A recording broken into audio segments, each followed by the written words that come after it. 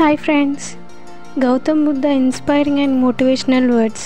గౌతమ్ బుద్ధుడి ఒక విలువైన మాటలు. మనసు ఆనందంగా ఉంటే తను ఆరోగ్యంగా ఉంటుందని అన్నాడు. వేలాది వర్ధమాన మాటలు వినడం కన్నా శాంతిని కాంతిని ప్రసిద్ధించే మంచి మాట ఒకటి చాలన్నాడు. శాంతంగా ఉన్నవారే జీవితంలో ఏదైనా సాధించగలరు అని గొప్పగా సర్ది చెప్పారు. అంకెలతో దేన్నైనా నిరూపించవచ్చు, కానీ ఒక నిజాన్ని తప్ప అని చెప్తాడు. మనసు చెప్పినట్టు మనం వినడం కాదు, మనం చెప్పినట్టు మనసు వినేలా చేసుకోవాలి అని చెప్తాడు. మన లోపల శత్రువులు లేనంత వరకు బయట శత్రువులు మనల్ని భయపెట్టలేడు అని ధైర్యాన్ని ఇచ్చాడు.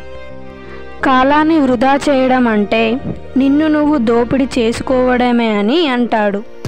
గమ్యాన్ని చేరుకోవడానికి మార్గం కాదు, మనసు ఉండాలి అని గొప్పగా చెప్పాడు. ముందు నిన్ను నువ్వు సంస్కరించుకో, తర్వాత సమాజాన్ని సంస్కరించుకో అని చెప్పాడు. జై హింద్.